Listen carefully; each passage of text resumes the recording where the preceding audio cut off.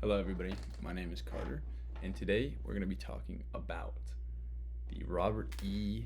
Lee Monument in Charlottesville, Virginia, and whether or not it should have remained on public display. Okay, so introduction. We're going to be talking about the statue itself and why it became one of the most debated monuments in the U.S. We're going to explore the history, the controversy, and I will state my stance on whether it should have stayed or not. I believe that the statue's removal was the right choice, transforming its meaning for a more inclusive future. What was this monument? So it's a bronze equestrian statue of a Confederate general, Robert E. Lee, and his horse, Traveler.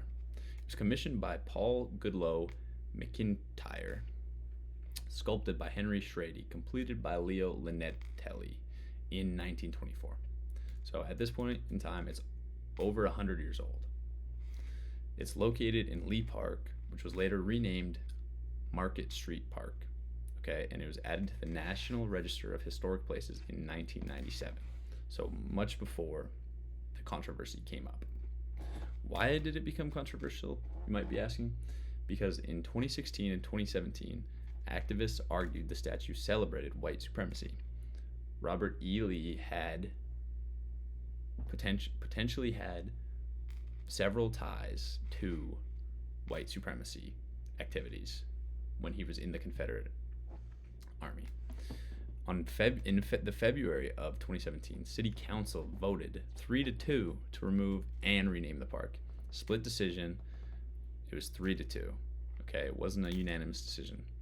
The legal challenges under the Virginia War Memorial Laws delayed the removal, which made it even more of an uproar. And then in August of 2017, it sparked violence. Unite the Right rally, leading to deaths and a national outrage. The complicating factors of removing said historic landmark was, number one, the legal protections it had. Lawsuits claimed statue was protected, and it was overturned in 2021. Okay, historical significance versus symbolism, heritage versus oppression debate. People were arguing, they weren't arguing whether or not the oppression was an issue. They were arguing whether or not the statue had historical value.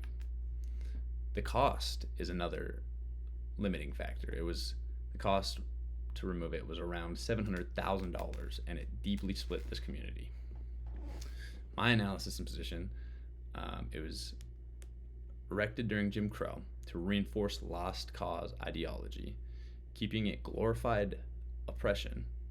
Removal allowed repurposing through swords into plowshares project for inclusive art. So I believe that it should have been taken down. I don't think that it should have taken so long to have taken it down, but I understand that there were some complicated factors that were unaccounted for by most people.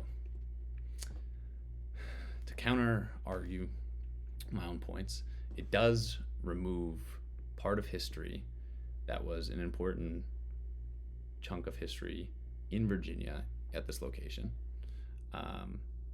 Relocating to museum would be the ideal scenario, and because it captures history without the public glorification.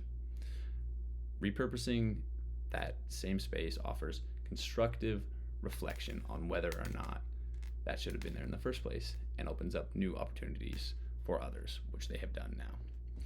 My conclusion is that the statue's removal and transformation into inclusive art honors evolving values, not just denying the removal of it, not just shunning away, as you would say, to the problems, but instead facing it head first, that it is controversial, and fixing it and making sure that it's better.